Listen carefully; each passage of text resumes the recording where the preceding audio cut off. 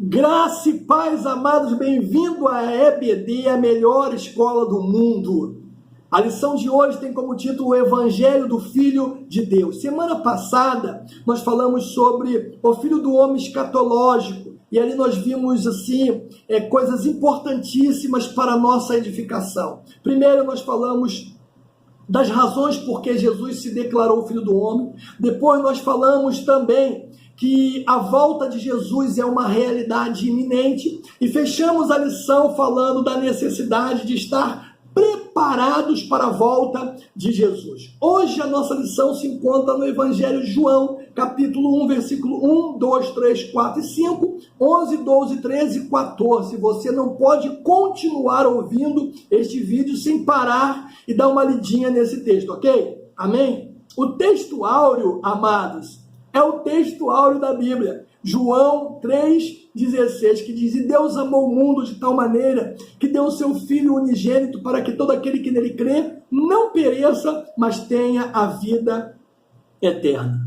3 objetivos nós temos hoje. Primeiro, entender a atuação de Jesus como Filho de Deus na criação. Conhecer as formas e as maneiras como o Filho de Deus se revelou-se à humanidade. E saber como o Filho de Deus ele se relaciona com aqueles que creem.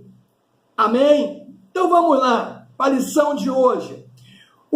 A autoria do livro é atribuída a João. João ele foi o último sobrevivente dos apóstolos. Acredita-se que ele tenha escrito na sua velhice, quando estava em Éfeso, capital da Ásia Menor. Apesar de não ser possível precisar a data do registro joanino, fontes extrabíblicas indicam que possivelmente ele tenha feito no finalzinho do século I, anos 70 e 90 depois de Cristo, período esse que os sinóticos já circulavam nas igrejas. Outra coisa é que o estilo do evangelista João, bem como a sua estrutura, difere completamente dos demais. Estudiosos da Bíblia consideram o livro mais teológico dos 4 evangelhos. Outra particularidade é que não há registro detalhado de parábolas, a não ser João 10, que fala sobre o bom pastor. Também encontramos 7 milagres neste livro, dentre os quais 5 foram escritos somente por João. São eles: as bodas de Canaã, a cura do filho do funcionário do rei, a cura do paralítico de Betesda, a cura do cego de nascença, e fala também da ressurreição de Lázaro. Outra particularidade do Evangelho são os encontros pessoais do Messias, em contraste com o que se observa nos sinóticos, Mateus, Marcos e Lucas. Em João nós vemos Jesus ele se dirigir mais a indivíduos do que a multidão. E ele vai começar, o comentarista da nossa lição, como começa João, capítulo 1, versículo 1. Ele vai falar do verbo de Deus. Veja, enquanto Mateus ele traça a genealogia do Messias a partir de Davi, Lucas a partir de Adão, Marcos não menciona, pois a árvore genealógica de um servo não se evidencia na história. João, por sua vez, no prólogo do livro, apresenta a sua importante origem divina, quando ele diz: no princípio era o verbo estava com Deus, o verbo era Deus. Com esta declaração, o apóstolo do amor, ele assegura que Jesus, o verbo logos, a palavra, é quem fundamenta toda a Escritura. Na verdade, o que João quer enfatizar é o seguinte: Jesus é Filho de Deus, ele é Deus, e somente ele é a verdade que conduz à vida eterna. Agora, o legal desse versículo é que nos mostra que o verbo foi antes da encarnação. Ou seja, no princípio era o verbo estava com Deus, o verbo era Deus, e ele estava no princípio com Deus, João 1, 1 e 2. Nesses versos aí, nós vamos ver o seguinte: primeiro, João ele nos mostra que Jesus não tem um começo, ele existe desde a eternidade. A mente humana, limitada em grandeza, e de tempo e espaço, não consegue alcançar a dimensão da eternidade. Mas é exatamente neste ponto impreciso e neste lugar indefinido que o nosso Senhor, ele habita. A segunda coisa que esse versículo nos mostra, ou seja, ele nos revela a personalidade distinta e separada do Salvador. Jesus não é apenas uma ideia, um pensamento de Deus, como diz muitas pessoas por aí. Ele é uma pessoa real, que habitou existencialmente com Deus na eternidade, antes de se fazer carne e antes de vir a esse mundo. A terceira coisa que esse versículo nos mostra é que a sua personalidade e divindade não tiveram um princípio, ou seja, Jesus não se tornou uma pessoa ao nascer em Belém da Judéia, tampouco foi a sua ressurreição que fez dele o próprio Deus. Ele é Deus desde a eternidade, ele é o Pai da eternidade, como diz Isaías, capítulo 9, versículo de número 6. Bom, ele estava antes de encarnar, mas ele também estava na criação. A Bíblia diz, todas as coisas foram feitas por ele, e sem ele nada do que foi feito se fez. Jesus é, antes da criação existir. A criação, amados, ela difere do seu Criador, ela não é eterna. Enquanto em Gênesis 1:1, nós lemos que Deus criou a terra, em João 1:3, a revelação ela vai se completar. Vemos que foi por intermédio de Jesus que toda a criação foi chamada à existência. O texto diz assim de Colossenses 1, porque nele foram criadas todas as coisas que há no céu e na terra, visível e invisível. Tudo foi criado por ele e para ele. E ele é antes de todas as coisas, e todas as coisas subsistem por ele. Ou seja, Cristo não é parte da criação. Ele é o Deus Criador. Sem exceção alguma, a estrutura universal existe, visível e invisível, por causa dele. Do macrocosmo ao microcosmo, dos maiores planetas às partículas subatômicas, do anjo ao arcanjo, tudo foi criado por ele. Então, o verbo antes da encarnação, na criação, mas tem outro detalhe. Versículo 14 diz, e o verbo se fez carne e habitou entre nós. Ou seja, o verbo também está entre nós. E tem três verdades aqui que eu preciso destacar desse versículo 14. Primeiro, o Criador tomou a forma da criação. O verbo se fez carne. Obedecendo às leis da natureza determinadas pelo seu próprio poder, Jesus foi gerado em uma madre, Lucas 1:31, foi gestado 9 meses para tão somente nascer, nasceu na cidade de Belém, em uma simples manjedoura. Foi deste modo que o Filho de Deus adentrou o tempo e o espaço humano. Segunda coisa é que ele habitou entre nós. Cara, olha que coisa linda, olha que coisa maravilhosa. Não foi uma visita casual, não foi uma aparição fugaz. O Logos, ele habitou este mundo por pouco mais de 3 décadas. Ele viveu entre os homens como um deles. A palavra habitou, no original grego, significa tabernacular, no sentido de armar uma tenda, como era feita no Antigo Testamento. A presença de Deus entre os israelitas era representada por uma tenda móvel armada no meio do arraial. Na era da lei, os homens iam ao tabernáculo para buscar a presença de Deus. Na era da graça, essa nossa que nós vivemos, o tabernáculo Jesus veio em busca do homem. Graças a Deus por isso. Com isso, fica patente o desejo de Deus em se relacionar conosco. Deus tem prazer, querido, em se relacionar com você. Outro detalhe é, embora Cristo tenha dado aos seus discípulos um lampejo da sua glória no Monte da Transfiguração, João ele nos mostra que a glória do Filho de Deus foi manifestada aos homens por meio da sua própria vida, com atos de bondade, né, de misericórdia dirigidas às pessoas pecadoras, aqueles que não eram considerados na sociedade. Ou seja, o unigênito Pai habitou entre os homens imaculado, pleno de honestidade, de retidão e de justiça, cheio de verdade, como diz o versículo. Nós também podemos, como Jesus manifestou a glória de Deus aos homens, nós podemos, com a nossa vida, manifestar a glória de Deus aos outros homens também.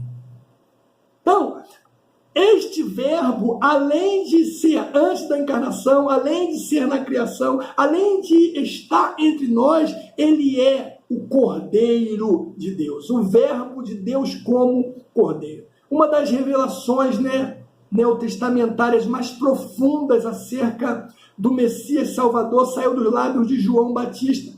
Mas foi João, evangelista, que registrou. Ele diz, no dia seguinte, João viu Jesus que vinha para ele e disse, eis o Cordeiro de Deus, que tira o pecado do mundo. Na antiga aliança, você vai lembrar bem disso, o sacrifício de um carneiro representava o perdão de pecados.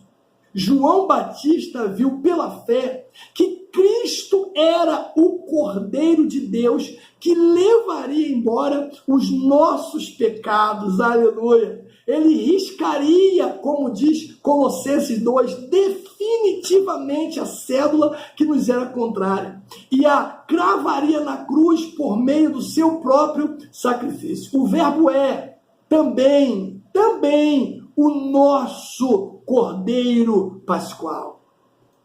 Aleluia! O Cordeiro que nos substituiu. No livro de Gênesis, existe uma história fantástica, belíssima. Diz que Abraão conduziu ao monte Moriá o seu filho para ser sacrificado pela fé. Quando Isaac perguntou, pai, aonde está o cordeiro para o sacrifício? Qual foi a resposta de Abraão? Ele falou, Deus proverá para si um cordeiro. No alto do monte, o anjo ele impediu Abraão de sacrificar o jovem. Um carneiro apareceu ali do nada, ali preso às folhas, aos arbustos, e ele foi sacrificado no lugar do seu filho. Então aprendemos com esse episódio que assim como Deus enviou um sacrifício para substituir Isaac no Monte Moriá, Cristo foi enviado como cordeiro para morrer no meu lugar e no seu lugar no Monte Calvário. Por essa razão, o mesmo João ele escreveu, nisto está o amor, não em que nós tenhamos amado a Deus, mas em que ele nos amou primeiro e enviou o seu Filho para a propiciação dos nossos pecados. Então, além de ser o cordeiro substituto, ele foi o cordeiro que nos justificou. Ah, que bênção, que alegria, que paz traz isso e conforto ao nosso coração. Na antiga aliança, os cordeiros eram sacrificados para o perdão do pecado, como diz Levítico 4 em Números capítulo de número 6. O sacrifício do Cordeiro Santo de Deus, no entanto, excedeu a este propósito. O sangue de Jesus vertido na cruz do Calvário não apenas perdoou o pecado dos homens, mas tornou os homens justos diante de Deus. E a palavra do Senhor em Atos 13 diz, e de tudo o que pela lei de Moisés não pudesse ser justificado, por ele é justificado todo aquele que nele crê. Ou seja, todo aquele que crê em seu sacrifício e recebe ele como Senhor da sua vida, não será condenado. E é por isso que Paulo, falando aos Romanos 8, ele diz, portanto, aleluia, aleluia, agora nenhuma condenação há para os que estão em Cristo Jesus, que não andam segundo a carne, mas segundo o Espírito de Deus. E esse mesmo verbo né, que foi o Cordeiro substituto que nos justificou, ele também é o nosso amigo. Ah, que grande amigo nós temos. 5 capítulos do Evangelho de João, né, são dedicados às últimas instruções de Jesus aos seus discípulos, antes da crucificação, do 13 até o 17. Nesses discursos, nós vamos encontrar a seguinte declaração do Mestre. Jesus mesmo diz: vós sereis meus amigos se fizerdes tudo que eu vos mando. Está vendo aí? Fácil ser amigo de Jesus. É só fazer tudo. Não apenas uma parte, né, queridos? Não apenas algumas coisas, mas é tudo quanto ele vos mandar. Esse verbo especificamente leva-nos a refletir sobre o fato de Deus ter nascido dos céus para habitar entre os homens, ter se feito cordeiro para justificar o pecador, predispôs-se a ser amigo de todos quanto receberam como Salvador. Que glória, que bênção! Mas não é um amigo qualquer. Esse cordeiro, ele é um amigo pessoal. João 15,15 diz: já vos não chamareis de servos, mas eu vos chamareis de amigo. E existe uma diferença entre servo e amigo. O servo, ele só faz aquilo que lhe mandam, mas os amigos pessoais, eles compartilham segredos, eles compartilham de planos, eles compartilham projetos e informações confidenciais. Precisamos entender, porém, no entanto, que o status de amigo não exime o cristão da condição de servo. Continuamos, e graças a Deus por isso, sendo servos, mas um servo que tem o privilégio de compartilhar a intimidade com o seu melhor amigo. Ele, então, não é um amigo apenas pessoal, não é apenas um grande amigo, mas ele é um amigo que também nos ama. Ninguém, diz João 15,13, ninguém tem maior amor do que este, de dar a alguém a sua própria vida pelos seus amigos. Eu sempre tenho dito que as ações, elas falam mais alto do que as palavras.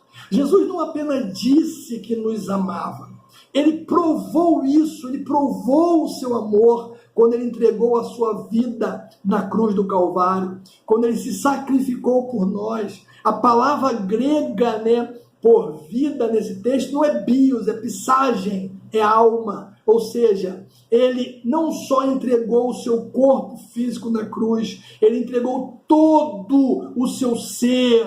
Esta é, aliás, a mais colossal das expressões de amor de Deus para com os homens. Romanos 5 diz: mas Deus provou o seu amor para conosco em que Cristo morreu por nós, sendo nós, irmãos, ainda pecadores. Nós não fizemos nada que pudesse motivá-lo a se sacrificar, mas ele fez, porque ele é amor, como diz João. E eu quero concluir essa nossa reflexão dizendo o seguinte, usando o texto áureo que nós utilizamos hoje, dizendo que Deus amou o mundo de tal maneira, que deu o seu Filho unigênito, para que todo aquele que nele crê não pereça, mas tenha a vida eterna. Que Deus te abençoe e uma semana de vitória no nome de Jesus.